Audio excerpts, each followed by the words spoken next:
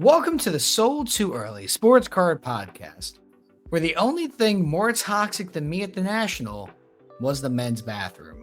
That's not Kai. I'm moonlighting at Chernobyl. I didn't write that intro. That was off the rip. Kai is currently in the process of moving.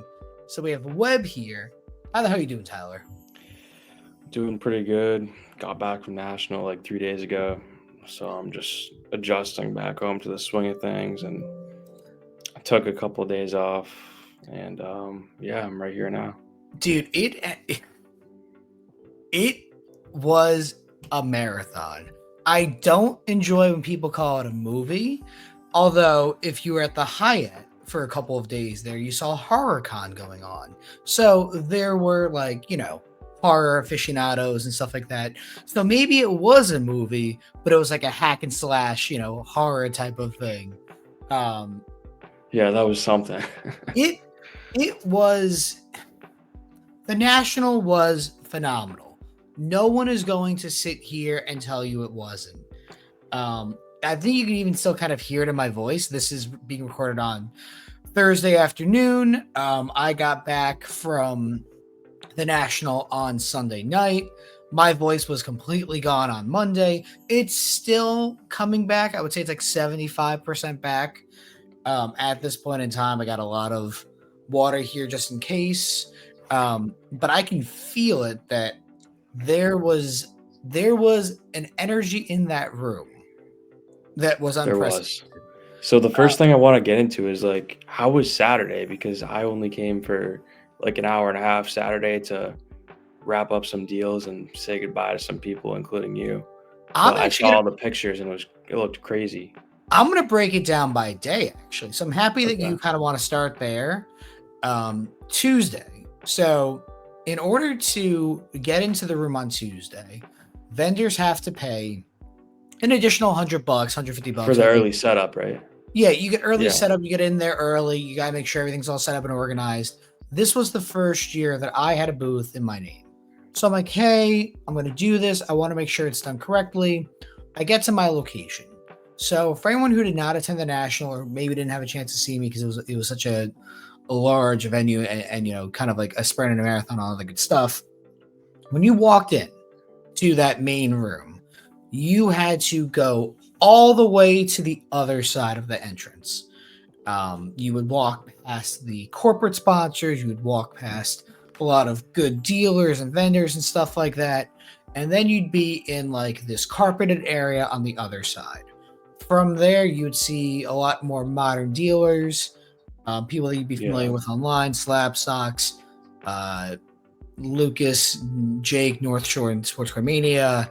And the carpeted area was definitely better from my standpoint. Yes. So it was more, that was a coordinated and like conscious effort by the National to get a group of vendors and dealers like that together. That was a conscious effort. I thought they did a great job with that. They did. They really did. Now, obviously, I'm not going to sit here and say everything was a 10 out of 10, of course, because they did make changes that were both good and things to be improved. But this was light years better than Cleveland. But we'll get there, of course. Tuesday, get in. Go for it. Oh, I was going to say, I'll go ahead and get into my Tuesday because you kind of got into yours a bit. Okay, yeah, perfect. Tuesday, get in around like 3 o'clock. Really was more concerned with making sure that like my booth was there. I had everything I needed, stuff I had rented. Everything was actually on the space, making it look nice. So there were people who had set up on Tuesday, people who had made deals. I was more concerned with being like, hey, I want this done. I want to make sure it's correct. I'm not worried about it. With that said, next year, dude, I'm taking the earliest flight out I possibly can on Tuesday to be there because absolutely. I fucked up. That's my mistake. I really misunderstood how important that Tuesday is. Not because you're not going to make deals and money or whatever else, but also the fact that like I would not set up on Tuesday. I would walk the room instead. And being a vendor, being set up with all that good stuff, I imagine if you're pretty aware of things and how they go on, you can probably get some decent seals and sell them at the show. That's my mistake. I learned that lesson this year, and I will not repeat it again. So, I mean, that's actually a lesson that I learned last year, not from a vendor standpoint, but from like a walker standpoint. My flight last year got canceled. I'm sure I said it a couple times. Wednesday morning, wake up 2 a.m., drive to Cleveland, 10 hours, get there for the VIP start. Um, so this year I decided to get down there on Tuesday, and I'm telling you, it's worth spending the extra $200, $300. $300 for the hotel room and the extra 100 or so for miscellaneous shit. Yep. But it's definitely worth it. Worth like easing the headache a little bit of when you're going to get there, and just kind of settling in and taking a couple hours at the trade night and just having dinner with some of your buddies. So I'm happy you touched on trade night. So this was truly the first year I did not partake in trade night at all, with the exception of Tuesday. My mentality was, hey, I'm here with some friends. We're already settled in. Why not just go down there and see what's going on?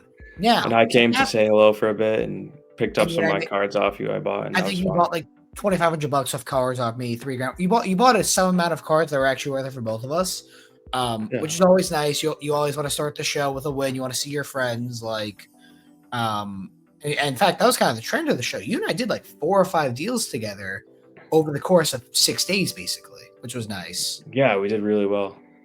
But even that Tuesday, so I think if I was to now look at it like with the clear perspective that I have now, I think that Tuesday itself for that trade night, quote unquote, where we were able to sit down, be comfortable, not set up, but just sit down with your friends and bullshit and have people come up to you, is better in my perspective. I always want to be the one comfortable, organized, set up, ready to go. I don't need to walk around and look through people's stuff.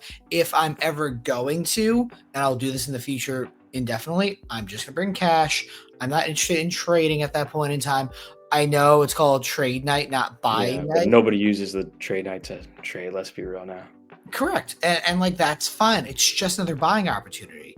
And I sold you a couple of cards. I bought a couple cards for my friends. And like, it was like a very chill experience. I think I went to bed at like 9 o'clock that night, not because I was like super tired or whatever. I'm like, oh, I know I'm going to need my sleep because it's going to get real. Wednesday comes around. Go for it. I will say I had a lot earlier nights than the last couple of nationals, just because the trade nights were crazy. Like the official national ones, you couldn't really fucking walk around in there. Yep. Like, it was awful, and that's what I was going to touch upon a little bit later, but you could not walk around. I need to give the national credit, and I think they're beginning to really see what these trade nights are becoming, because let's take it back a step. They did 3 trade nights this year, and everything I heard was overwhelming support of those trade nights in terms of people attending. Was it a zoo? I'm sure it was. I can't fault them for trying to accommodate it in the way they did, because it was where the Chicago Spectacular was, correct? It's like upstairs, up the escalator. Where was the trade night exactly? Up the escalator in that like big ballroom, like probably about the size of the front room in Dallas, I would say. Okay, I know where you're talking about then. So it's, if you walk into the main convention hall, it'd be to the left. To the left, down that little ramp hallway, and then up the escalator. I know where you're talking about. So there's only so much you can do in that space unless you closed off the upstairs, which they're now putting dealers in, and made the entire room a trade night. Maybe that would work, but that's also not really feasible. So I will not blame the National for overwhelming support of the trade night. If anything, it shows how much people love and need that for themselves to make it a successful show. Yeah, because the trade nights, the show for like a lot of the people that aren't like big fish or dealers in the hobby. Like it's what people need. And let's cut to the fucking Hyatt every night, which was packed. Hyatt is now the place to stay. I'm not sure where you were this year, Tyler, where your hotel was, but I booked the Hyatt for next year. I already have it done. Yeah, I was at the Sheridan this year. So you can Two and a walk half back to mile your Uber up room. the road. Oh, you had an Uber. Okay. Yeah, I mean it was 2.5 miles, and I don't really want to be walking around with that much cash or You whatever. can that's another thing too. If you did not attend this national or you're thinking about attending in the next 2 years in Chicago, I would really implore you. I mean this. Get one of the hotels that is walking distance away.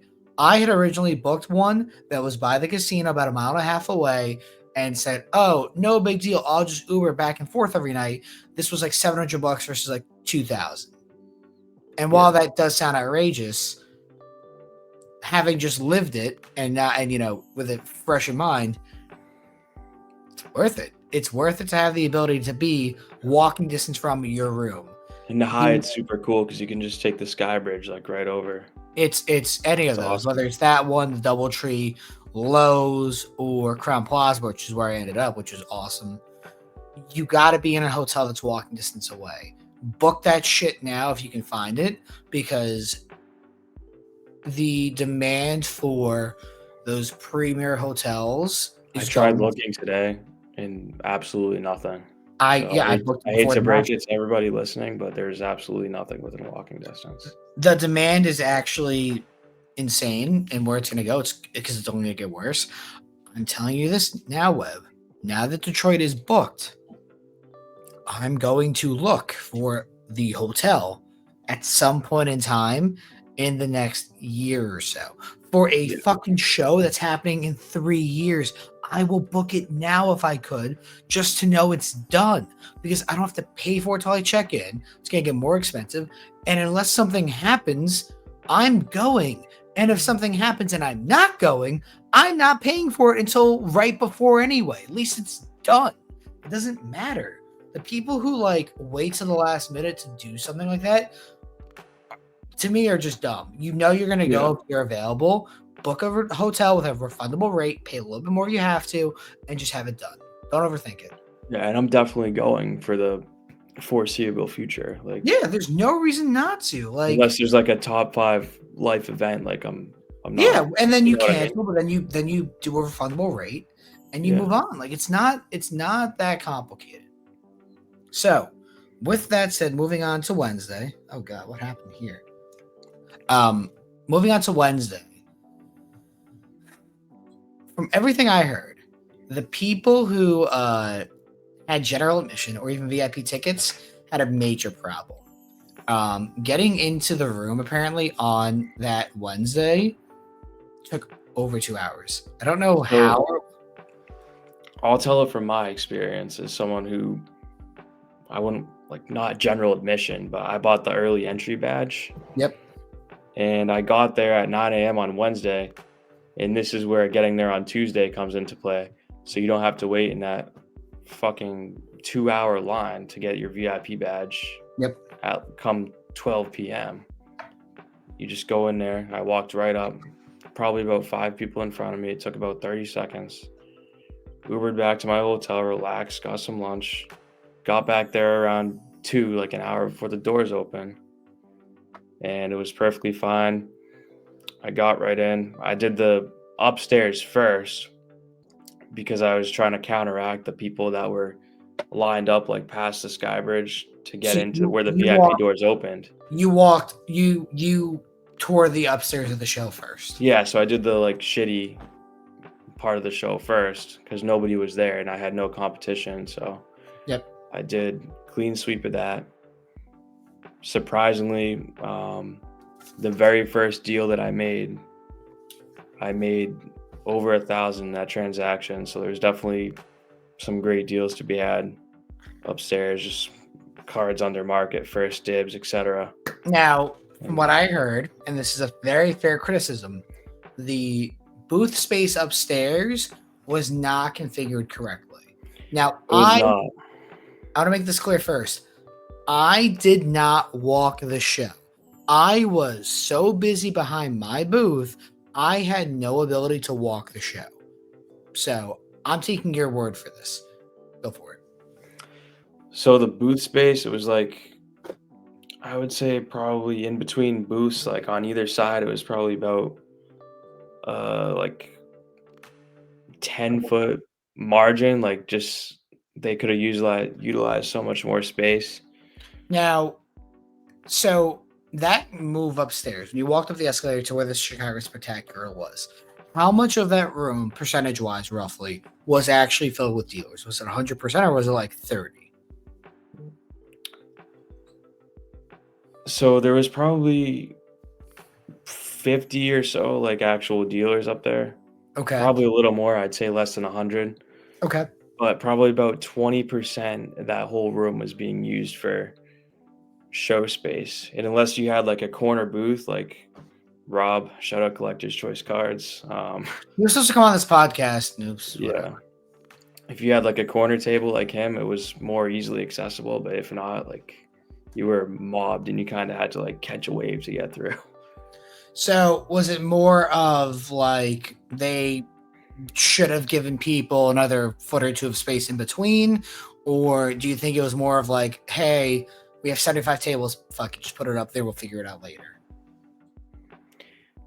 I think it was more like just them not utilizing the space correctly. Like they could have like just shifted everyone another 3 feet like this way, and it could have made it so much more enjoyable and accessible. Yeah, well, When I'm listen, telling you, it was less than 10 feet. It was definitely less than 10 feet. the good thing is from what I've heard, they're adding more tables up there for next year, which is good. And I imagine that this is feedback they've already heard. This is not me shitting on it like it was last year. This Yeah, is no, like this is a way more positive conversation about the national. And I think the upstairs and that Wednesday was kind of like two rightfully critical moments that the national will learn from. Because I texted Al, the president of the national, and said, "Hey man, is there a way that people can do like online check-in or mailing out of their badges for vendors or not vendors, but like early admission, VIP pass, whatever else?" And they're looking into it. That is a major hurdle that is not impossible to do. yeah, And if because they like can, they could always do like the phone scan, yeah, like the tap to pay, kind of sort of like one of yeah, those things, there's you know? many ways that like I think they're gonna have to and will make the changes. That's not mission critical. That is, we should fix this. This is a way to improve this. Yeah, And it's not vendor rocket space, science, just keeping up with the times in 2025. yeah, and That's all vendor it is. space upstairs. Okay, move everyone around but differently. All right, cool. Those are the two negative things, and that's not a big deal, by the way. No, Going into not the at all. Yeah. going into the show Wednesday, holy shit, it was mobbed. This was the most attended national, I think, by 10 or 20% compared to last year. You could tell it was busy, it was packed, and also huge win here. Let me make this clear. This was a major issue in 2023. Tyler, how cold was that room? It was I was cold. Okay. It was I was cold, like, the whole It time. was comfortable. It was not gross. It did not Oh, smell like men and dudes. Yes, in like very tight areas or the men's bathroom, which is a war zone, it smelled like men and dudes. Everywhere else, it was legitimately cold. Kai brought sweatshirts. I didn't. I was a little cold. I liked the cold. I was not complaining about it, but it was cold. It was very clearly a cold venue, which was awesome. and And another also, positive thing to note, I had no issues with the Wi-Fi because everyone's always like, "Wi-Fi, AC," like, I had no issues with either of those 2 things, the so internet credit to them. also worked at I would call an acceptable level. It would go down. It would be slow sometimes. There was 100,000 plus people using it across 5 days, 6 days. I would say it worked about 70% of the time. That is acceptable. I'm not sitting here saying this was the biggest piece of dog shit. No, that it worked well. Like, is it perfect? Fuck no. Can they make it better? Of course. Fuck yeah. It still worked. And it was impressive that they were able to maintain it for as long as they did, for as many days as they did. There were 3 or 4 days in a row where the internet was working 100% of the time. Maybe on like Thursday or Friday, it was like a little patchy, but it still worked at an acceptable level. And one thing I'm sure that you saw too, Tyler, and maybe this was just my national experience, the show felt more front loaded than previous nationals. Tuesday, Wednesday, Thursday, Friday, unbelievably swarmed. Saturday, Sunday, a little less so. Well, yeah, I think that's where the FOMO comes in. Like everyone thinks that they're gonna get better stuff on Wednesday, Thursday, a little bit of Friday, which I mean is true because 90% of the time that I bought from dealers, it was on Wednesday when I literally got first dibs out of whatever, you know? Yep. I think by Friday, I had already made a significant amount of money, and it was just like, I can go home right now and be thrilled. Like, Yeah. I thought Saturday would be the busiest day. I was wrong. Saturday was busy, but it was definitely a step down from like Wednesday, which is kind of crazy to say out loud. And as a vendor, I can confidently say too, walk-ups reasonable. Like there was a good amount of stuff that walked by my table that I was able to buy at good margins, not amazing. Obviously, we're moving towards a higher percentage of margins paid per card. But like in fucking Narnia, where I was, I didn't have the first pick of cards, obviously, but I had quality stuff stuck up to the table. I bought plenty of things. I sold plenty of things. I came home with not a ton of things because things kept moving. Most of the stuff I had, Tyler, came from your lot that I got from you on Thursday or Friday, and even still, a lot of it didn't even make it home. Yeah, and we both won on that, which was amazing. Yeah, that was a ridiculous lot. I had bought, I don't know, like 250 cards from you at a ridiculous price, and it was perfect. And I think by the end of that day, the money I already made back and then some, and I was ready for more money making opportunities over the following 2 days. And now everything else I got from you is running at eBay auction right now, actually. And I was happy to sell that to you because, I mean, I got it for a even more ridiculous price, and I was not going to bring that all the way back to New Hampshire with me, so I just decided to dump it. I mean, obviously we're still talking through the days of it too, but like, what was your favorite national experience in terms of either deal or after show thing, and what was something you think it could even improve on? I just slurred all those words, but you know what I just asked you. Okay, that's a lot of A lot of slurring. I'm beginning to like lose it. So take it I don't away. know if I have the mental capacity for all this, but I don't know, man. okay. It's been a bad couple of days here. So favorite experience after show, I would say it was the podcast dinner between me, you, Joey, Kai, etc. Brandon. That was a Brendan, yeah. That was a fun dinner. I enjoyed that. That was like the last hurrah for me. Yeah.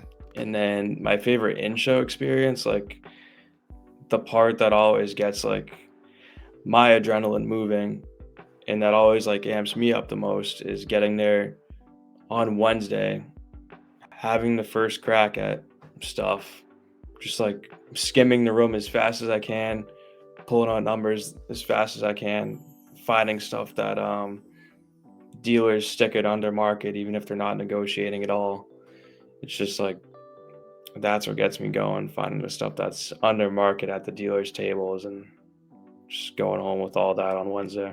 What's your favorite pickup that you actually were able to bring home? I actually didn't really sell a lot of stuff inside the show. The only thing I sold at the show was that little lot from you and then a James Wood orange. Sick. I mean, that works. Like that covers a whole lot of hurt. It's so funny because like the next 30 days of cards post national is now Burbank, which I am fucking so unprepared for right now, and Dallas, which I am not prepared for even in the slightest. I'm excited to go, and it's gonna be fun. I'm bringing my wife with me to Burbank, and we're gonna go for like 6 days, so make it a working vacation. But like, I am truly like 15% ready for that show with I'm leaving in like 12 days. I'm nowhere near ready. Yeah, I mean, I'm going to that show too. So it's mostly just gonna be Yeah, go get the trying to rinse and repeat before Burbank, and I'm gonna be I there re- walking for a couple days. I really might just go with bulk. Like, I'm not sure per se what I'm gonna have. I mean, obviously, Just buy some more lots, like kind of like the caliber of stuff that I sold to you. I know I have to do that. So I have a 25 pound lot of cards coming in tomorrow. So at time of recording, Wednesday afternoon, morning, whatever it's gonna be, so I'll be in. I legitimately, Web, know about 100 cards in the lot. There's way more than 100. I wanted to buy it. It was a price that made sense. Did I comp everything? Nope. Did I check it over super close? Nope. It was a number that made sense for what was in there.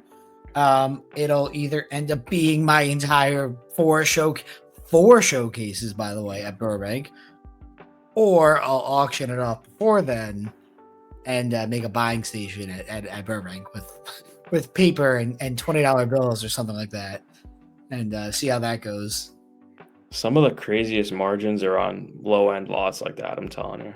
Well, let's be honest for a second. The lot that you had sold me on Saturday or Friday had no right to be sold for what it was. I appreciate you. I'm glad we're friends. I'm happy we did that. Yeah, But you could have, if you had pieced it out correctly or wanted to piece it out or had the room for it, you would have done significantly better. But you also made a 50% margin in 20 minutes, whatever the timing was. yeah, and I sold everything else for like 700 combined. So that Yeah, was so you basically tripled up. So no matter what, that was a plus grand slam for you.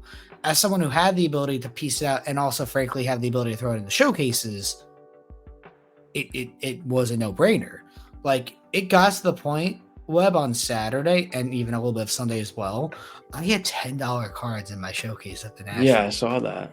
It's like, it's so funny because, like, in any other world, I'd be like, what the fuck are you doing? Why are you set up? You're putting these cards in a national showcase? I wouldn't put these in a 30 table show in New Jersey. What are you doing? But it's like, I'm legitimately out of cards. I have nothing left in here. And they were not like in a cheap little stack. They were laid out so you could clearly see, yeah, this is a $10 card in a national showcase. You're gonna buy it, and a lot of those sold, which is the funnier part of it as well. Yeah, which I'm happy for you because obviously, if I ever come to you with another lot like that, you're gonna I'm buy gonna it because buy you it. know it's gonna Yeah, be a great price. dude. I didn't even have it. Was like 3 DMs. I think I could even pull it up if I needed to. It was like, hey, I have this lot. Do you want it? How much? All right, here's the price. And I think I handed you cash. Like, Yeah, you did. it was just so easy. Um, When you damn. don't negotiate, that's when I know I fucked up. No. I think it was more just like, why would I haggle this? I'm not stupid. Done. And it's so funny. Like, the easiest people I've come to work with in our industry are like actual friends, like you, Kai, Lane. If you do not work with Leighton, and especially Lane, you're an idiot, because Lane Yeah. spent like very high six figures on inventory for Leighton. And you know what our deals were like, Web, when he came to my table twice on Friday and Saturday? Lane spent 5 minutes or so pulling cards out and then about 35 seconds on the deal. It was like, what do you want for this? I told him the number and he wrote it down. It wasn't like I was cooking Lane. I got him, bro. Oh, I'm so rich. It was like, yeah, here's the price. Here's what I paid. Here's that. And I've known Lane now for almost a decade. So it's just like, okay, I just wrote it down. It was 30 seconds. And I'm not even kidding. And it was like a $17,000 deal across 3 different 5-minute instances where it's just like, all right, yeah, you're getting paid wire. I'm like, I don't care. You did me a favor. I had to go to the bank anyway. Thanks. So Yeah, it's great. I mean, I made some fair deals with a lot of connects on Instagram and stuff too. So dude, it's so funny what like being a decent human being gets you in our industry. It's such a low bar, but it gets you everything. And just having that ability to talk to people and be like, "Oh, hey, like let's figure this out." You win way more as a result of that. It's not that complicated. And like, yeah, you can be a little scummy and like take advantage of people for like 1 or 2% better margins, whatever else. But people talk, and unless you're, Boston sports cards, we have millions and millions of dollars. You're not gonna really win in the end. You know what I mean? I didn't see them post anything really at the national. I'm sure they were there. I'm sure they were cooking some 12-year-olds and deals, but like, I didn't see a bunch of stuff from them.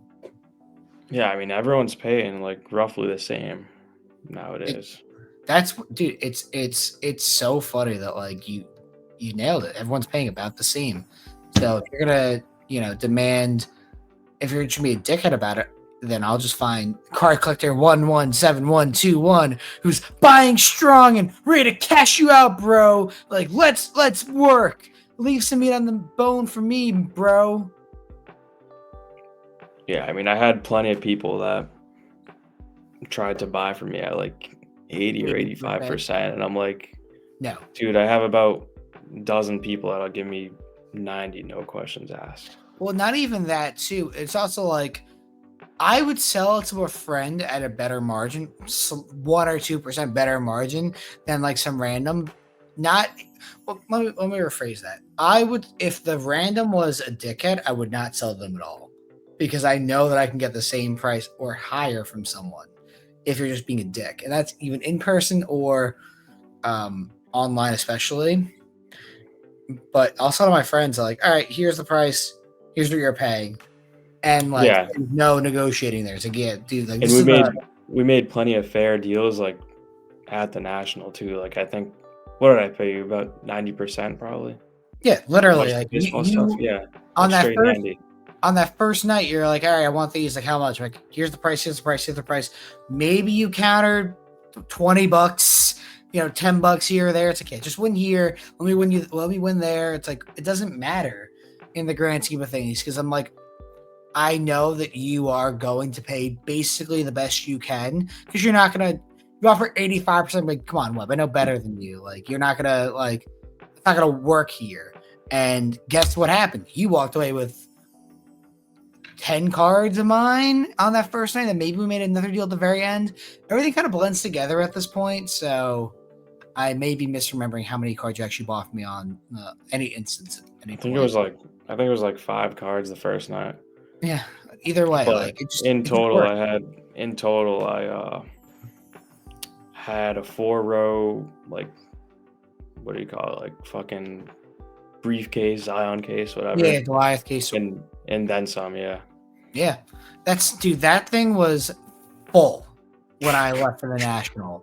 Um, it was maybe 50 to actually probably 40% full by the time I got back. And now that stuff's at auction on my desk, I counted the amount of cards I had left pre-national, post-national that like didn't get sold or traded or whatever else. It was like 28 cards, dude. That was yeah, all that was left that had not been turned over from a literal full Goliath case. And not everything was top loaded, or not everything was magged up, thick BGS or PSA slabs. There was like normal cards in there. 28 left. And I think the only one that I would even call a proverbial brick at this point in time is like a Justin Herbert auto because it's a little overpriced. That's a brick. Okay, it's going to Burbank. If it doesn't sell there, I'll auction it. Like, everything else moved. Everything I thought would be impossible. Guess what happened? Nope. National sold it easy. yeah. If it's priced fairly, it'll move. Not even if it's not priced fairly. If like someone just needs to have it, like that's where like expensive rare shit just flies.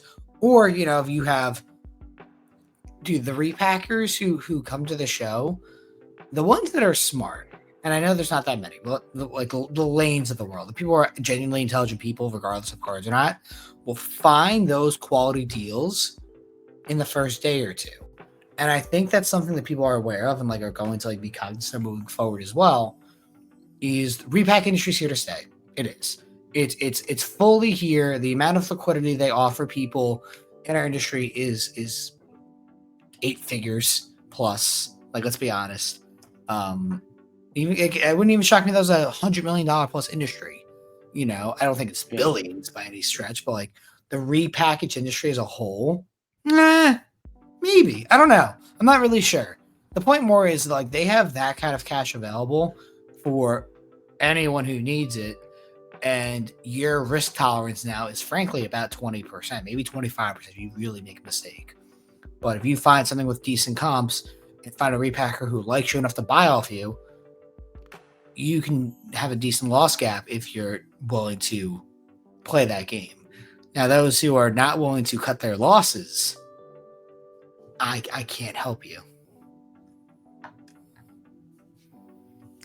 So, switching gears a bit, would you say that you had a better national than anticipated, about the same, or maybe a little worse? I think that for what I had available, which was a good amount of bulk, some higher end items, I went into the room there, dude. Remember, like the most expensive card I had at the moment was $2,500.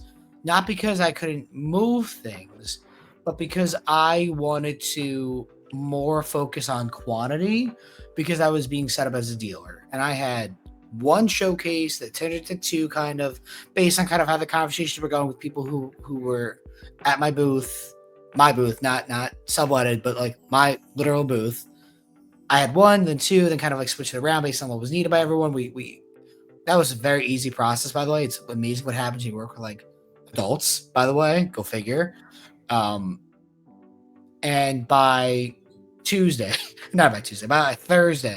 it was like, wow, these larger items are gone. I've bought larger items. I need to sell these larger items. Oh, I've sold these larger items. Like, I did not do that much trading. I really ended up, of all the transactions I did at the show, I think it'd be 80-20 selling versus trading. Anything I traded for, I sold. Like, literally.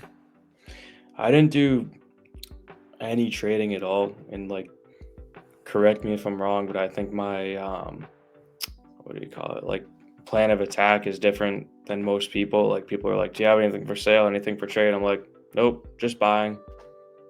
And like it's I think you see it more because you interact with more dealers than I do, which is hilarious. Like, the dealers who I'm sure you can get a good read on them. You can kind of tell either who's been around for a minute or not, or who's going to actually make it or not.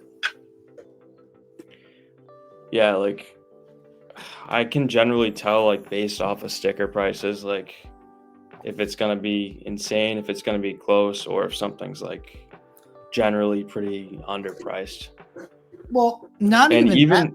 So even there was this dealer that was high on every single card, would not negotiate at all. And I found one card that was insanely underpriced in the case. I tried negotiating, he was staying firm, and I just ended up taking it down at ask. I mean, listen, instances like that, but it's so interesting. Like, people expect, like, I'm trying to phrase this correctly. Some dealers fucking suck. Others will want to be reasonable human beings, and you'll know who will make it to the next national, kind of based on how they were at this national. How do you even tell? Like, I mean, maybe a stupid question, but how do you tell if they're going to make it to the next national? Like, is that a thing? Or what I more mean is, like, are they going to, like, continue to make bad investments? Are they continue to be sticklers on price? Are they not going to be accessible or reachable or intelligent when it comes to, like, hey, you are so underwater on this Jason Tatum card. You're so underwater on this failed prospect card. I'm trying to think of, like, who was like a colossal bust in Bowman recently that someone could have bought at the very top. fucking Elijah Green or like Khalil Watson or Yeah, something. those are good ones. Like, hey, you have this like true red, Watson at $50,000. Like And the like last those sales. guys were the chases in 22, and now they're worth like jack shit. Yeah. So like, hey, I see your stickers at 50K. The last sales 5. You, you're Would gonna you you're take gonna 4,500? yeah, Fuck you're gonna no. want to move on. No, okay. Yeah. Well, you're gonna own that card until it's 2,500, and then 2,000, and then it's just gonna go to 0. Um, or there's nothing wrong with losing, and I've lost on plenty of cards. But guess what? I've done a lot more of. One. Yeah, it's almost like I can lose the battle, but I can lose the battle but win the war. I lose on cards all the fucking time. That just makes me more cognizant, aware of like, all right, how do I win the next one? How am I going to do this differently? What am I going to target instead? And it's not. I don't think this industry is that hard to learn. But also, I've been reminded multiple times by friends that I now have a decade plus of experience in sports cards, and they think that's a $150,000, $200,000 type of mind. If I was ever to work for Repacker X, Y, and Z, because that's just kind of how my brain is wired now, which is super fucking funny, by the way. So I've seen some stories about people like knocking the national and like shit talking people walking or like dealers or people's pricing, whatever. And I made an Instagram story about that. I was like, if you had a bad national, like It's your then fault. you don't fucking know like what you're doing. Like I found decent deals from all types of people walking, different connections. And I'm not even saying like steals. Like I paid like 90 to 95% on a lot of stuff, and But like you that's just kind of what gotta you have have to a do game plan sometimes. and have a purpose when you're in that building. It's not about a game plan or anything like that. It's more of just like, this is the industry as today. I wrote this on Instagram too. The hobby is dead. The industry is fucking booming. Do not forget, Burbank in 2 weeks, Dallas in 4. This is go time. If you had a bad national, it's your fault. You suck at this. You're overpriced. You didn't have the cash available. You didn't know how to find the right dealers. You didn't push harder for trade night. It's your fault. Everyone else who had the ability or the same skills that you did had a better national than you because were either more accepting of prices, willing to spend a little bit more, had the inventory available, were going to be reasonable human beings. It's not fucking rocket science. If it's you who did bad, it's on you. Not literally you, Webb. You know what I mean? Yeah. Okay. Just making sure I'm not yelling at Webb. Webb's great. Why would anybody ever yell at me, Dave? I mean, listen, I'm also working on now I'm feeling like 40% voice. I can feel as the episode goes on, the voice getting worse and worse. Yeah. So it's just crazy. If you want to put it into our industry right now, it's like basically go time with all the major shows coming up. It's basically like the final push before The year ends. the holidays start to come around, and then we reset for Dallas in January and then Burbank in February. Think about this. Think about this logically. I don't know when Culture Collision is. I think they're a September show. I want to say, isn't it January? Culture Collision? I think they do 2 times a year. I will never go back to Culture Collision. I don't like Atlanta. It is September 12th to 14th. Thank God. I'm not going. It is the week after Dallas. Dallas happens twice more this year. It is September 4th through 9th and November 6th through 9th. And hey, they announced the 2026 show dates. Nice. Yeah, which is helpful. So you have, from my perspective, a major. I would call myself a major card dealer at this point in time. Don't do it full time, but I travel enough. I have 2 Dallases to work with, a Burbank show, and I will go back to Chicago for the Chicago Spectacular. When's the Chicago Spectacular? Because I'm planning on trying that out. I will tell you right now. It is, I believe, the week before Thanksgiving. Oh, shit. Okay. It is November 21st, November 23rd. I will go out there the 21st. I'll fly out Friday morning, like 7 a.m. I will leave Saturday night at like 10 o'clock. That'll be my show. And that's fine. I have 3 more shows for the year. 4 more shows with Burbank. There's 4 more months of the year left. Yeah, After September, life kind of stops in cards for a bit there. So I have probably 8 more major shows left this year. Jesus Christ. But keep in mind, I pretty much do this full time. Like, I have no other source of income, so you could call it that.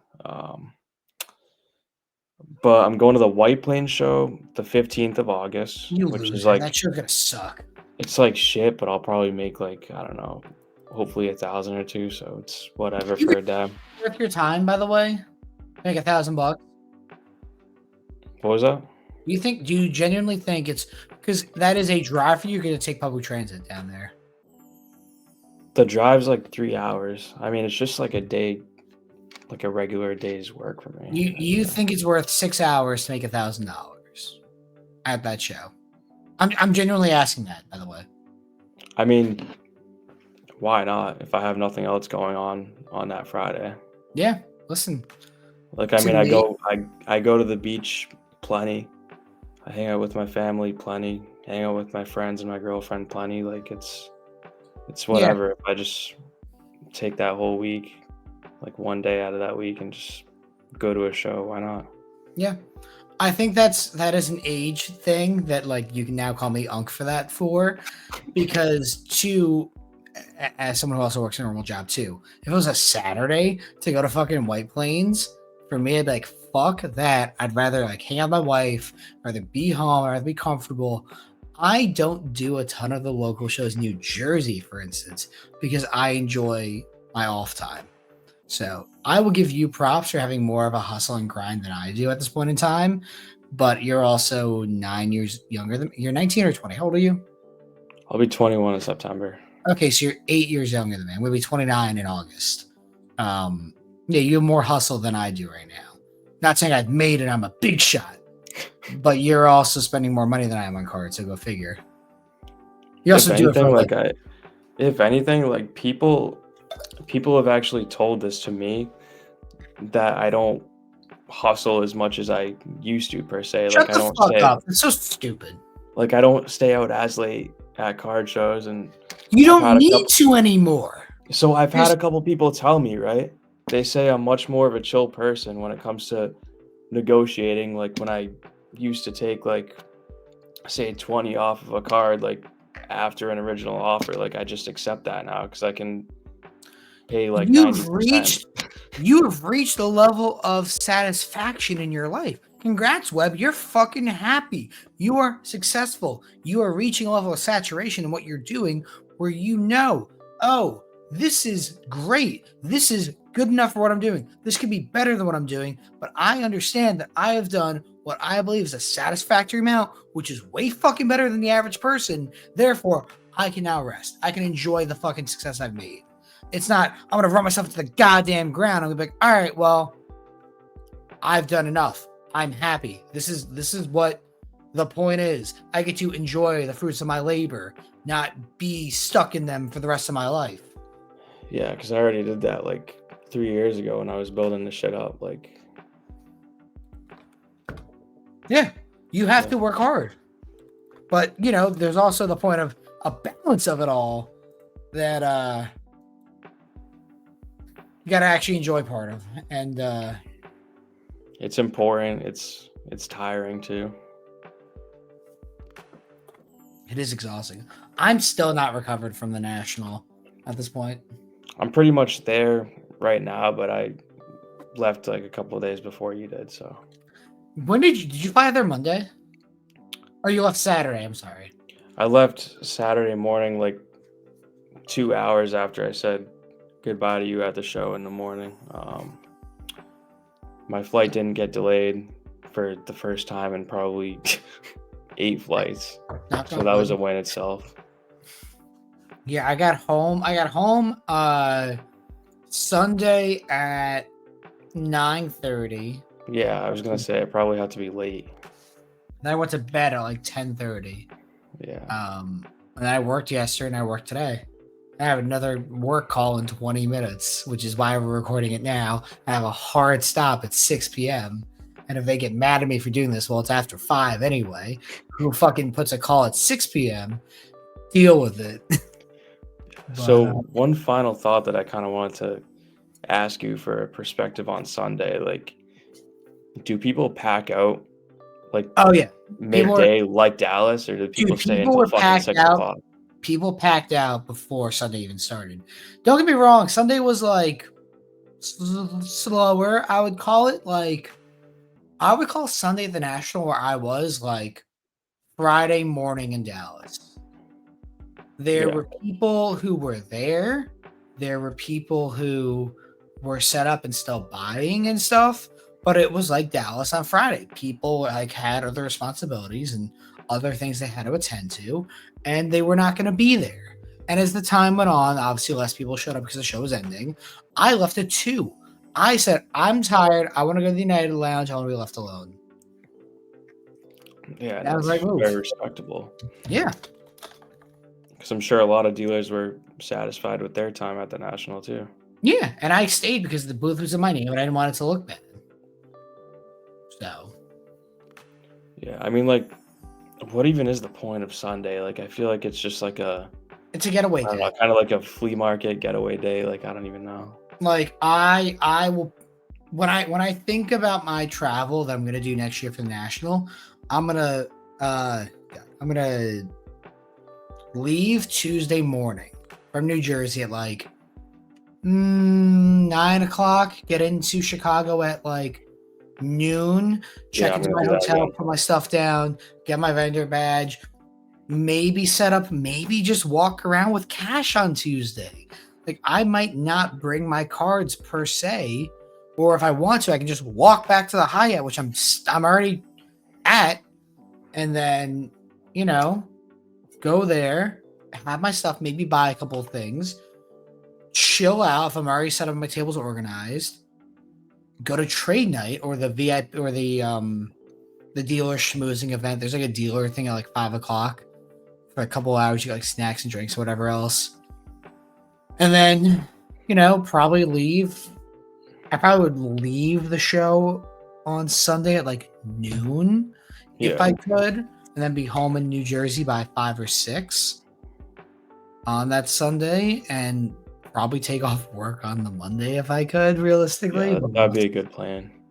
yeah, I am thoroughly burnt out at the moment. Not like of work, but just like of of David and of Yeah. cards at the moment. But then I have 25 pounds of cards coming tomorrow, and thank God I got Speedy for that because I processed everything yesterday, even though I didn't want to. Oh yeah. Dude, But I'm I was so mainly just asking about Sunday because like I've never been I to this was to a the major show on the last day ever. yeah, I've only so like I do not make it a habit to stay on Sundays at any travel shows. Dallas, I leave Saturday night. I fly in Wednesday night. I leave Saturday. That is the thing Yeah. I've always done. I will stand by that, especially during football season, dude. You fucking really think I want to be at Dallas on Sunday afternoon or night? Absolutely not. And then the playoffs, too, no shot. And then in a world where there's a major issue with my airline and I have to cancel or change my flight, oh, it's Sunday. I can go either to the show if I have to for whatever reason, or at least I know I can get home because it's Sunday and not Monday and have a problem. Yeah. Um, and yeah, even Burbank, I'm flying out Monday night with Casey, and we're taking a red eye home Saturday night. There's an issue. Okay, that would suck. That'd be miserable. But at least like it's then Sunday, and I can fly home at any point in time during the day and not worry about X, Y, and Z. Well, guess what? I got a more miserable one than you. Try me. You can win it, I'm sure. So, flying out Thursday for that VIP thing because I have a 6 a.m. flight. get there at like 11 For California Dallas. time. Oh, I was talking about for West Coast, Burbank, Oh, whatever you okay. want to call it. Okay. Yeah. Because you know how they have the VIP night from like 4 to 9 Yep. Which one I'm West doing. Coast for your $300 badge. Yep. But I'm doing that, and then I'm going to the show on Friday, and then I take a red eye home Friday night. So I leave LAX at like, Why I didn't want you to fly to say John Wayne's? Is there no 10. direct flight from where you are in New Hampshire or wherever, Vermont, wherever you are, to Boston to LAX was like the easiest one when I yeah, that looked. makes sense. Okay. So I'm very lucky. Newark has a direct flight to Orange County, which you would not think it would. But that airport there is my favorite. It is a tiny airport. It's super easy, and like it's never majorly crowded, which I thoroughly enjoy. And it's actually closer to Anaheim too, Yeah. which you figure. The more you know. I mean, because I didn't check my local like airport, which is Manchester. I don't know if you've heard of it, but it's like Yeah. it's like airport like 30 minutes away from me. They do like shorter flights, but Yeah, more regional shit. yeah, like when I go to Chantilly, I do Manch to DCA. I will never go to Chantilly. I'm not gonna. It just doesn't make Don't sense. don't knock until you try it. I don't want to go to fucking Indiana. You know? Like, and also, I guess I'd have to either drive, which I would put a bullet in my head, but I have to fly to Chicago and then rent a car from there. Both options sound awful. I don't want to do it. I fly to DC, Uber to the show, stop at a Mexican restaurant, I, get some I, lunch. so I'm mixing up Chantilly with Shipshawana. By the way, I made the mistake. Yeah, Chantilly's my- Virginia. Okay, I got them mixed up. Either way, I would Okay. still not do it. At that point, I would drive. It'd be 4 or 5 hours, which is not as bad. Shipshawana is fucking Indiana, and that's the one. Yeah, I'm not fucking doing that show. Yeah. I'll do the Midwest Monster and Don't even know where that one Yeah. is. It's in Fishers. That's what it's called. Don't. Where is that?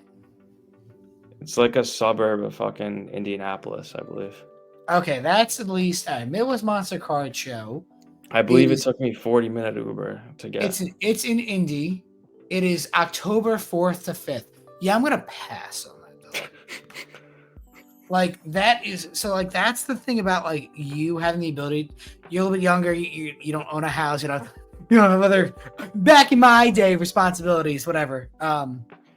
But These are game time for me though. I haven't planned every single one. I've only officially booked Burbank, but everything else is going to be go to game Dallas. time, whether I feel like doing it or not. Go to Dallas for like Thursday, Friday. Should I do the September one or should I do both? I would see how your Burbank goes, and then figure out if you want to actually go to Dallas because I don't really want to go to Dallas. And I have to. I've missed 2 in a row. Because I mean, in terms of national, like I'm hooked again. I'm like, oh shit, I did really well. So let me get to these card shows. You know. Okay, Rob just texted me. Oopsie, I should have invited him. I'm a bad person, dude. I should have like. That would have been fun. Yeah. Rob and I got acclimated recently too. I will tell him to come on next week, and maybe we'll have to see if Kai is back. Kai is moving after the national. Brutal. Okay, he said sorry. You're good. So, in 2022, I did 3 weeks of shows back to back to back. It was like Dallas, Chicago, and Atlanta. It actually was the one time I went to Atlanta, and then I moved in with my girlfriend, and that was a very miserable month. That was and actually she actually ended up flying to Chicago at the end because that was the last day of it. Thinking about it out loud. So the last night in her old apartment, she didn't even stay at because she flew to Chicago instead. She did not want to be there. So go figure. All right, I am thoroughly exhausted. I think we talked enough about the national. Anything else you could think of off the top of your head that like I didn't get to? Like it was a major success financially. If you had a bad show, it's your fault. I think the major issues, if you call them major, are frankly more of like, yeah, we should fix that, as opposed to this needs to be done today. How dare you? But Yeah, I mean, the one thing I want to say is like to help everybody out that's listening to this podcast, whenever you decide to listen, just spend the extra few $100, get down there early, get rested up, get your credentials, get something to eat, and then and be just ready for war. fucking be ready for war. Yeah. Tyler, thank you so much. Thank I'll you. plug the Instagram at some point in time. I'll put it in the description. You might be back next week. I don't even know what's gonna happen at this point in time.